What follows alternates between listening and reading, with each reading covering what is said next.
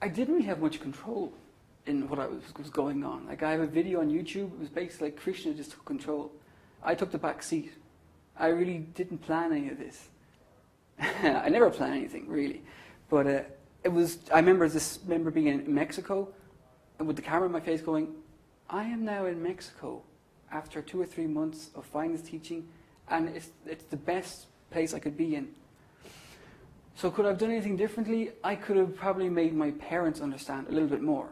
Because I was new at this, I was exploding with all this information. You know, give up, mate, stop doing this. And I was very aggressive, and I kind of turned them away from this whole idea. And then I say, well, just chant the holy name and look at the website. And they're going to go, I'm not going to go chant the website. I'm not going to, what are you talking about? You've gone insane, man. I would have probably done a little bit more subtler, of course, a little bit more easygoing. But there was a few times that I met people in the street, and I'd speak to them about esoteric teaching, and I'd have their attention for the whole day. I mean, I'd go, where are you going? And they go, I don't really know.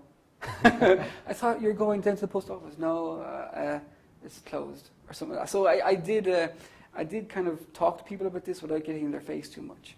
So I handled it well. Krishna handled it. I just took the back seat and just went along going, okay, Krishna, it's all yours. I'm going to make a mistake if I do it by myself. So. And did you feel Krishna's strength in this process? That you mentioned several times that this whole thing was just planned out by Krishna, and you kind of got pulled around. Yeah, because I just kept looking back at what happened, going, "There's no way I could have done that by myself." Because when I did things by myself, technically speaking, like going to college and getting the jobs and going for interviews, these things take time and you have to progress along steady. But this, with Krishna consciousness, just click on the website, everything you know is a lie. Mexico. Oh, really? Yeah. There is no drawn out angst. Because even if there was a slight bit of angst, I was in my bedroom, in my bed, laptop open, reading, absorbing, learning. You know, there was never a moment I was going, is this right or wrong? It was just basically, go, do it. And do you like where you're at right now? I couldn't be anywhere else. Where else would you be? Of course, I mean, yeah, you know yourself. That was a trick question, wasn't it? It was. How? I mean, sometimes like, in the middle of a chant and you're having a really bad chant and you're just half falling asleep and your mind's going, see? You see? This is total nonsense. You're doing all this chant and stuff. Come on, shake yourself up. You're having a bad dream. Let's go back to what it was. And you kind of go, well, maybe. And you realize, oh, what if I went this path? And you follow down that direction and you kind of go, well, okay, let's just deviate and see. You know where you'll end up. You'll end up being kicked in the cojones by Maya so many times. You'll be black and blue, and you'll just become so ignorant again. I mean, there's no way. I mean, once you're awake, most people stay awake. There are some people who go bloop back into it again. I don't know. I don't know how they can do that. But no, this is the most amazing place on this planet, Earth. The planet Death.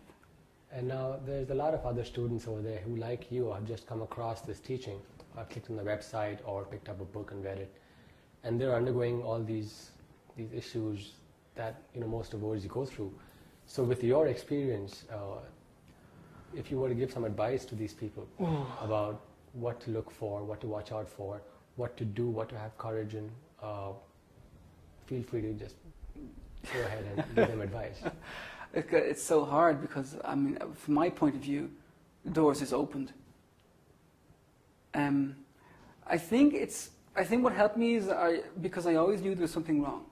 And I think most people who find this teaching either come from a spiritual background, which I can't relate to because I was never spiritual. Spiritual to me was for old women and people on the edge of death. I mean, spiritual was just guys in black clothes going, so from a spiritual point of view, I can't relate, but people who are coming from the, wait a minute, this world's messed up, something's gone really wrong here, we're being lied to. This is what we've been not let to see, the Vedas, the truth, that we're spirit soul. This is what has been kept from us. And I think that the people who come from my background, who aren't too materialistically driven, will be able to clasp onto this and go, this is the missing part of the jigsaw. I can't really, I probably could think of advice to give people if it kind of filters into my head. That don't listen to the BS that people try and tell you, because everyone's come from the same pile.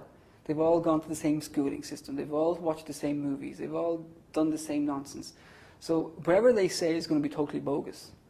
Even if it's your mother and father, who I had so much faith in.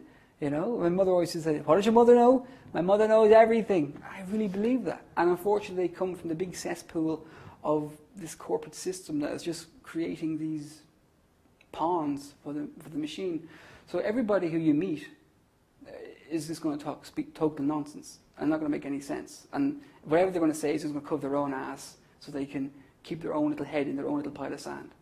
And I've always been for one to shake things up. I've always been on the edge trying to kick down some door, not knowing what I was kicking down. So this is, advice, people, just don't watch TV.